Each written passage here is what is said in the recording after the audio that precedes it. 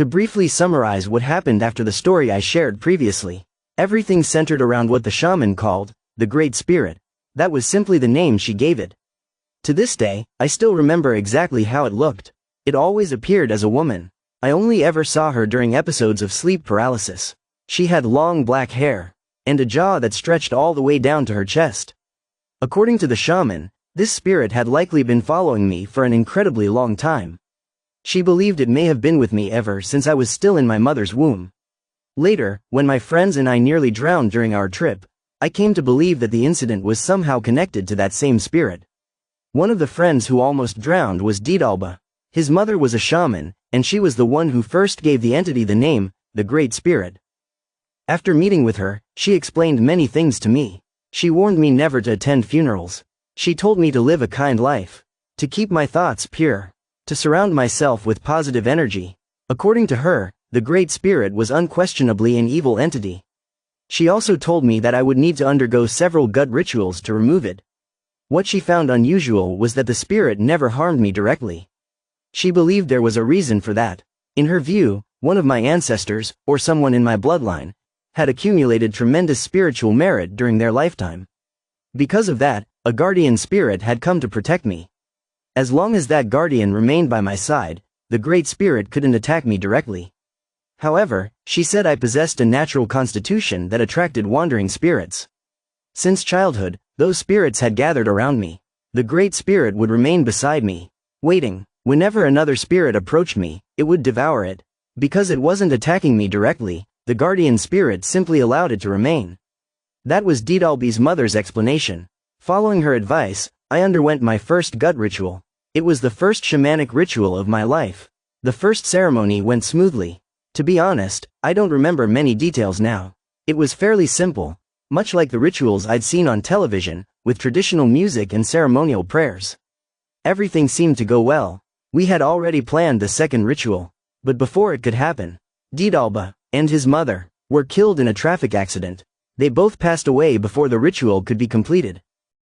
What happened after that was even harder for me to deal with. I fell into a deep depression. Up until then, I still hadn't truly believed in ghosts. Even after my friends nearly drowned, I was convinced there had to be a rational explanation. I honestly thought I might be suffering from some kind of mental illness. But after Didalba, and then his mother, both died so suddenly, I couldn't stop thinking, maybe there really is something attached to me. Maybe the people around me keep getting hurt because of me. Those thoughts slowly consumed me. I drifted through one of the darkest periods of my life. Eventually, the day of their funeral arrived. Of course, everyone expected me to go. But I couldn't forget what Didalba's mother had told me. She had looked me straight in the eye and said, "Never go to a funeral. Even if one of your own parents dies, don't go. If you do, something terrible will happen to you." But Didalba wasn't just another friend. He was my best friend, my closest friend, and there was also the pressure from everyone around me. All of my friends were going to the funeral. If I was the only one who refused to go, people would naturally ask why. And I couldn't exactly tell them. A shaman told me not to attend because I'm haunted by a spirit. They would have thought I'd completely lost my mind. So I made a compromise. I let my friends go first. Then, I went to the funeral home by myself. When I finally arrived at the funeral home, I remembered what I had told you before. Didalba's mother wasn't just an ordinary shaman. At least, that's how I had always known her. She was someone other shamans respected. Someone with real influence. The moment I entered the funeral hall, I immediately felt something different. The atmosphere was unlike any funeral I had ever been to. The people gathered there, many of them gave off an overwhelming presence. It was enough to make me feel intimidated before I had even stepped inside. I quietly paid my respects. Then I walked over to the entrance, removed my shoes, and stepped into the funeral room. The instant my foot crossed the threshold, everyone inside turned to look at me. At exactly the same time. Then, the atmosphere changed instantly. The entire room seemed to freeze. I stood there, wondering what was happening. Trying not to draw attention to myself, I started walking toward the memorial portrait. Before I could take more than a few steps, a middle-aged woman suddenly stepped directly in front of me, blocking my path. I stopped, confused. I looked at her. She stared straight into my eyes and asked, "Who are you?" I answered, "I'm Didalba's friend." The moment she heard that, she immediately shook her head. No, No, she kept repeating it. I had no idea what she meant. She wouldn't explain. She just kept saying, no, then she suddenly waved both hands at me. You have to leave. This isn't your place. You can't be here. Go. Leave now. I was completely stunned. What did I do wrong? I couldn't understand it. Then another thought crossed my mind. Wait, these are all shamans. Maybe they've already heard about me. Maybe Didalbi's mother told them something before she died. Or maybe they can see whatever has been following me. As those thoughts raced through my head, the fear became overwhelming. Before I even realized what was happening, I found myself being ushered out of the funeral hall. I never got the chance to properly say goodbye. I walked back to my car, sat down in the driver's seat, and cried. I cried harder than I ever had before. I couldn't stop blaming myself. I kept thinking, this really is my fault. I got my friend killed. Not just my friend, I got his mother killed too. There really must be something following me. Those thoughts consumed me until I fell into a deep depression. I lost all motivation to do anything. At the time, I was working at my father's company, but I stopped going to work. I barely ate. Most days I just lay in bed doing nothing. I argued with my mother constantly, and little by little I became thinner and weaker. During that time, I also made some terrible choices. Because of the depression, I tried to do things that I should never have done. But something strange kept happening. Whenever I tried to swallow something harmful, I would immediately throw it back up. Whenever I locked my bedroom door and tried to do something reckless, something would always stop me. Even though we lived in a brand new apartment, the doorknob suddenly ripped off the door. My father came running over, shouting, "Hey, what are you doing in there?" The moment he grabbed the handle, it suddenly came off in his hand. It happened over and over again. Every time I was about to make a terrible decision, something prevented me from going through with it. It was almost as if someone was protecting me. I started wondering if what Didalbi's mother had said about the guardian spirit was actually true. Maybe that guardian spirit was stopping me from making choices that would destroy my life. As time passed, things slowly began to change. The sleep paralysis that had haunted me for years gradually disappeared. The Great Spirit, the woman with the unnaturally long jaw, also stopped appearing. I couldn't help but think that maybe, even though I had only completed one ritual, it had actually done something. Little by little, my depression improved with medication and time. Eventually, I started feeling like myself again, and my health slowly returned. For a while, I thought everything was finally over. I kept telling myself, maybe I'm finally okay. Maybe it's all behind me now. Little by little, both my mind and body began to recover. Then one day, my parents happened to be out of the house, so I invited a few friends over for drinks. One of them was my friend Choi. He worked in construction, so he was big, muscular, and physically strong. We spent the night drinking, laughing, and hanging out until we all passed out in the living room. I was sleeping facing the balcony, while Choi was lying behind me with our backs against each other, facing the opposite direction.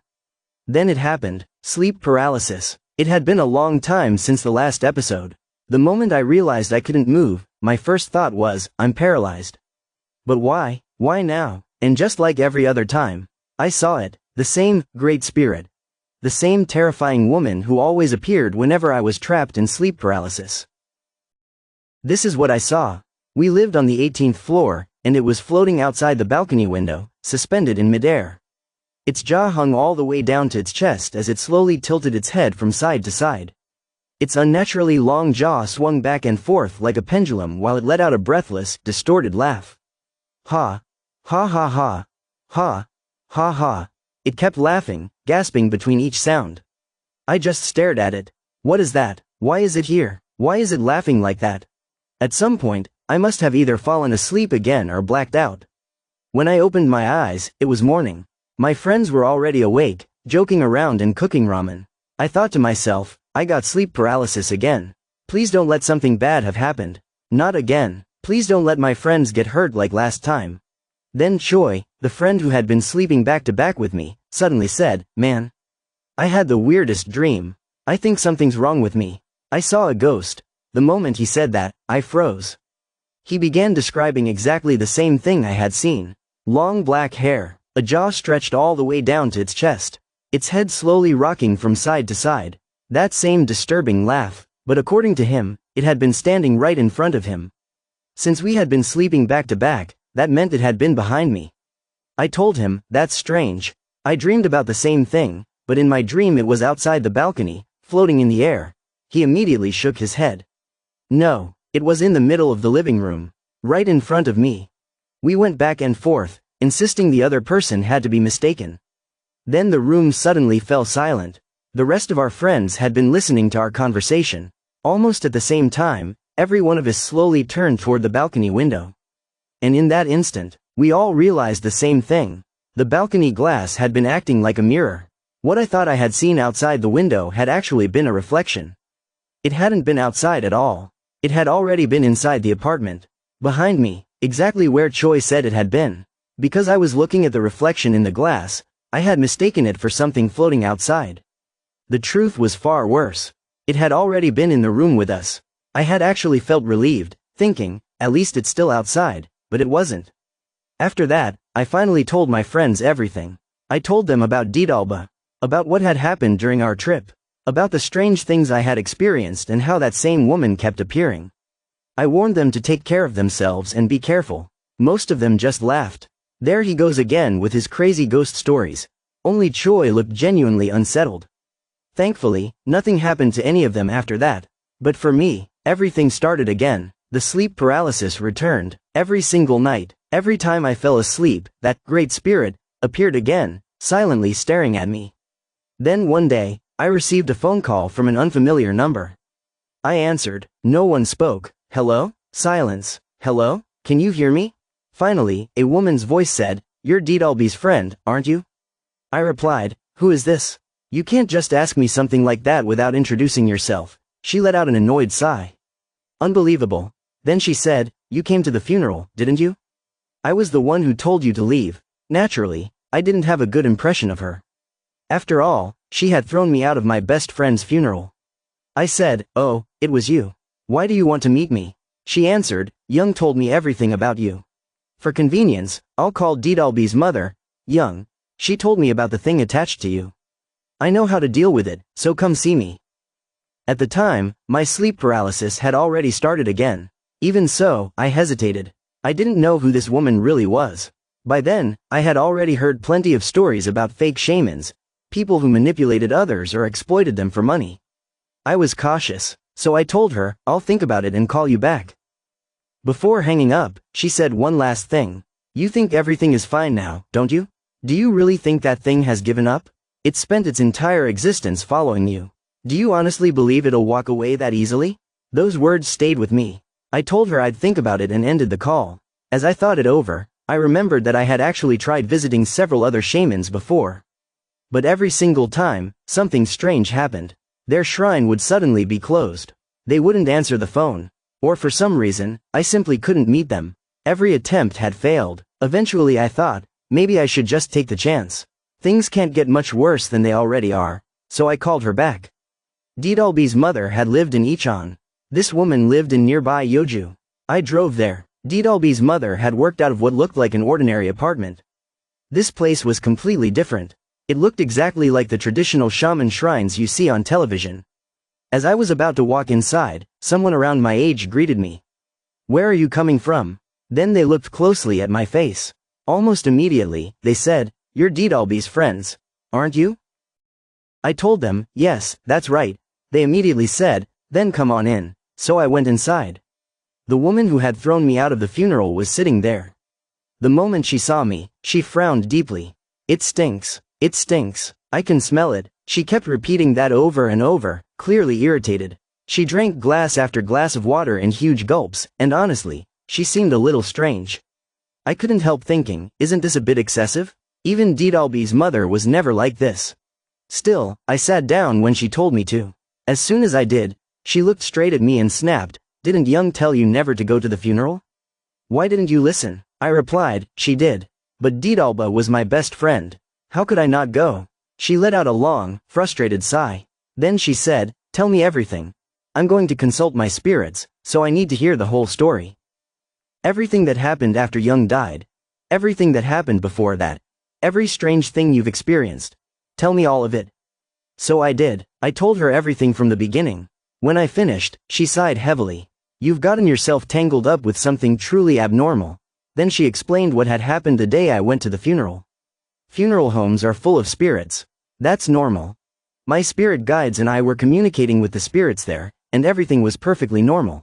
Then, all of a sudden, everything went completely silent. She said the entire funeral hall had suddenly become unnaturally quiet. Her spirit guides stopped talking. Every spirit present fell silent at the exact same moment. She remembered thinking, that's strange. Why did everything suddenly go quiet? And just then, I walked through the entrance of the funeral hall. When I walked into the funeral hall, she said everyone saw me enter.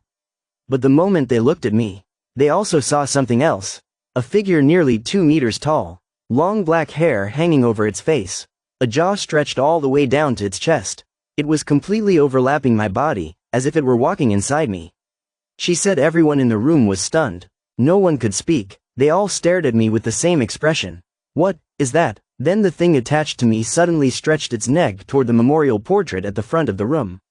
It stared at it, then began laughing. Ha. Ha ha ha. Ha. Ha ha. A breathless, twisted laugh that echoed through the room. The woman told me that the moment she heard it, she immediately stood up and shouted, "You!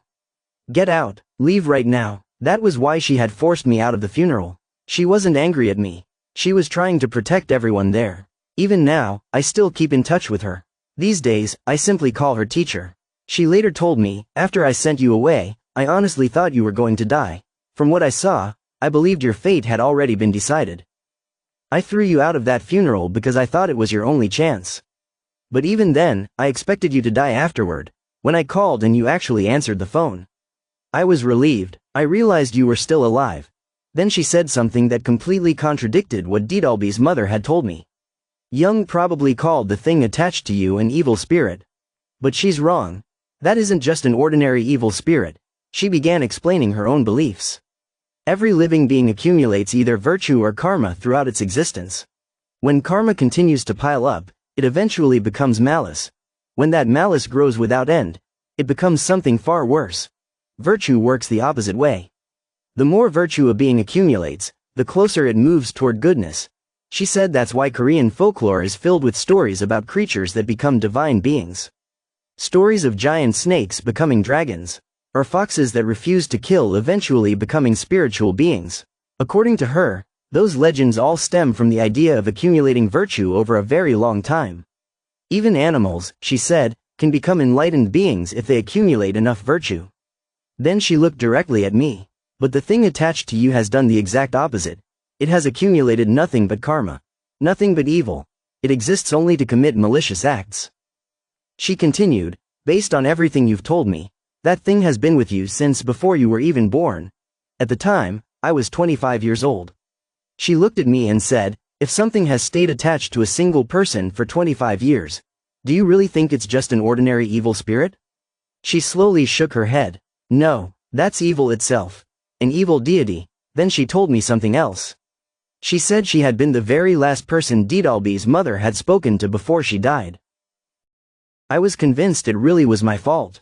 I kept thinking, this happened because of me. The teacher told me that Dolby's mother had been deeply worried about me before she died. She had told her that there was something attached to me, something she couldn't fully identify. She believed it was evil, but she wasn't completely certain. Later, I learned that the teacher and Dolby's mother had served under the same spiritual mentor, so they were much closer than I had realized. The teacher explained that before the accident, Dolby's mother had called her to talk about me. She said, there's something strange attached to my son's friend. I think it's something evil, but I can't tell exactly what it is. I'm really worried. The teacher replied, if you're uncertain, then it must not be an ordinary spirit. If things become too difficult, let me know. We'll all help you. At the time, Dolby's mother was driving while they were talking on the phone. She thanked the teacher, then suddenly said, the fog is incredibly thick today. The teacher immediately asked, are you driving through the mountains or on a back road?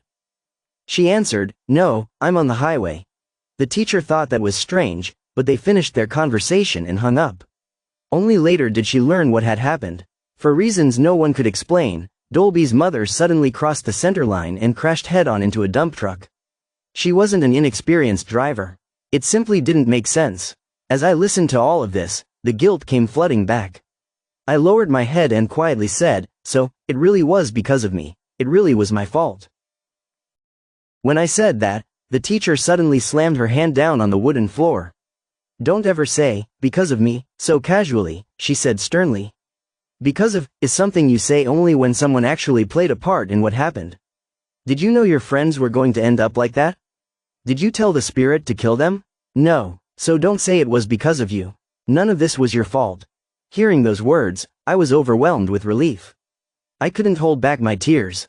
She looked at me and scoffed. "Look at you, crying like that. You're just making that thing happy." She muttered a few more words under her breath before continuing. "We're going to perform a ritual. But this won't be like the last one. This time, I'll let that thing enter my body so I can find out exactly what it is. Then we'll pressure it, little by little, until it spits out every single spirit it's devoured during the last 25 years you've lived. It'll give them all back." Then her expression turned serious. "But understand one thing. You cannot force it out of your body. If we try to drive it out completely, you'll lose your mind." I think that's exactly what happened to Young. She probably tried to expel it, and that's what brought disaster upon her. She paused for a moment before adding, "That thing is tangled together with you like an umbilical cord."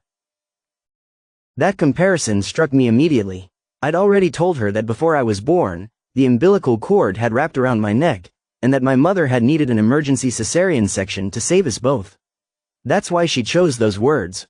You and that spirit have been intertwined like an umbilical cord for a very long time. Not long afterward, we set a date for the ritual. She gave me directions to a small rural village outside Ichon, a place I'd never even heard of before. When I entered the destination into my navigation system and arrived, the first thing I saw was an enormous sacred tree standing at the entrance. Long strips of colorful ritual cloth fluttered from its branches. The place was crowded with people, almost like a village festival. As I looked around, I realized many of the faces seemed familiar. At first glance, they looked like some of the same people I had seen sitting together at Dolby's funeral.